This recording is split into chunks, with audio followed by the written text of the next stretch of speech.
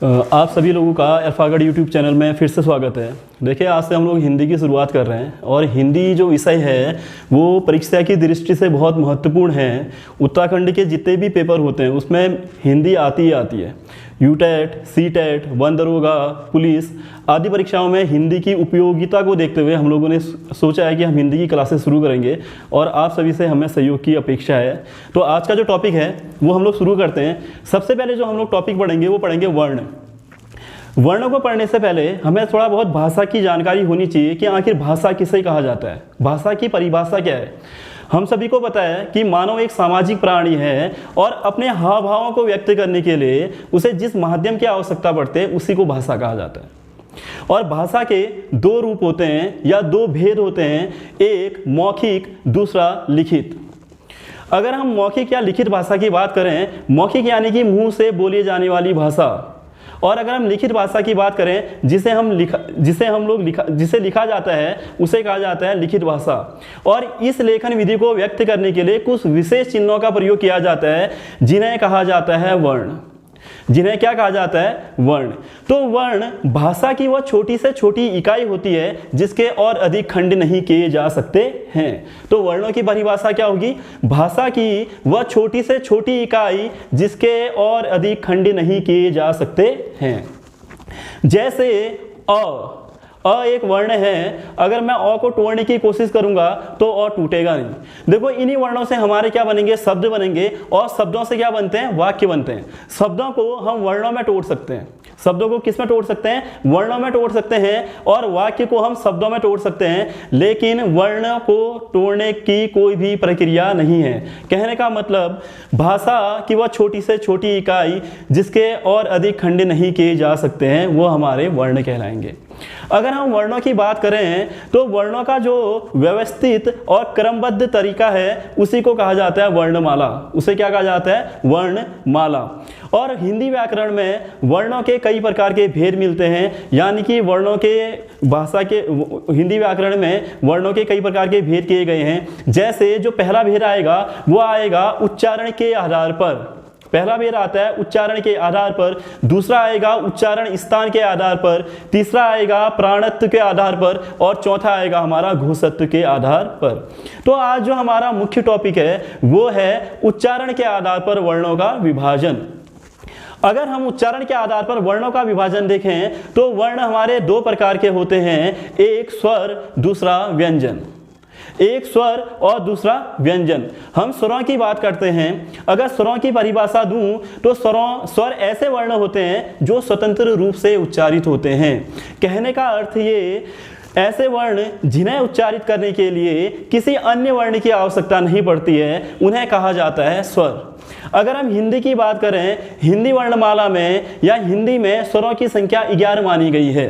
स्वरों की संख्या कितनी मानी गई है? 11 मानी गई है। ये स्वर है अ, आ, ई, बड़ी ई, ऊ, बड़ा ऊ, री, ए, ऐ, ओ और औ।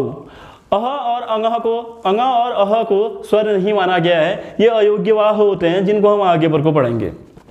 अब देखिए, स्वरों के भी भेद हैं। स्वरों के दो भेद होते हैं। एक भेद है हमारा ह्रस्व स्वर या मूल स्वर।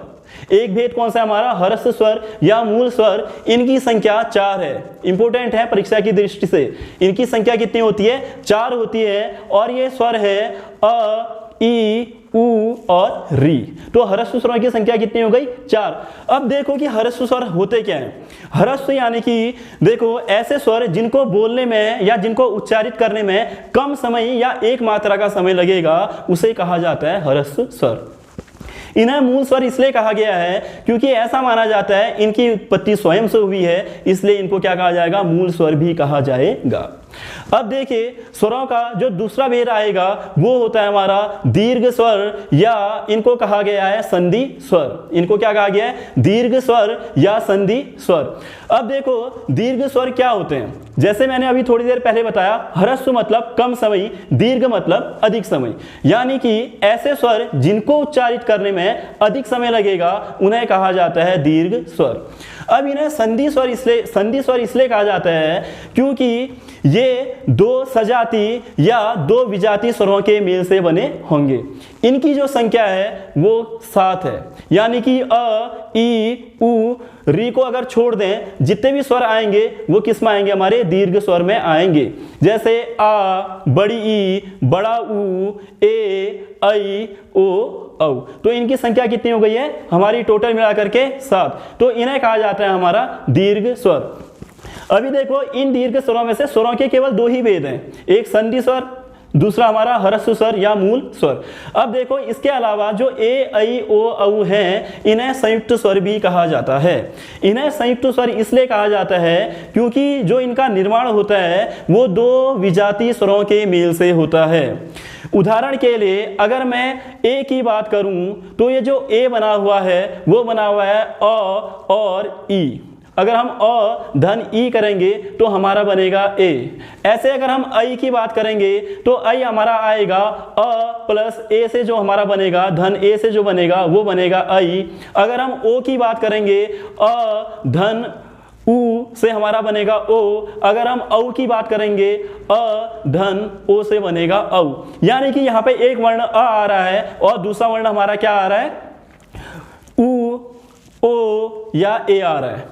तो कहने का मतलब अ अलग वर्ण है और ओ, उ अलग वर्ण है। कहने का मतलब 2 विजातीय स्वरों के मेल से बने हुए स्वरों को कहा जाता है संयुक्त स्वर। लेकिन याद रखिएगा ये स्वरों के भेद के अंतर्गत नहीं आते हैं। देखिए इसके बाद जो मैंने कहा था कि जो उच्चारण स्थान के आधार पर स्वरों के 2 भेद होते हैं, स्वर और व्यंजन। व्यंजनों को हम अगले टॉपिक में क्लियर करेंगे।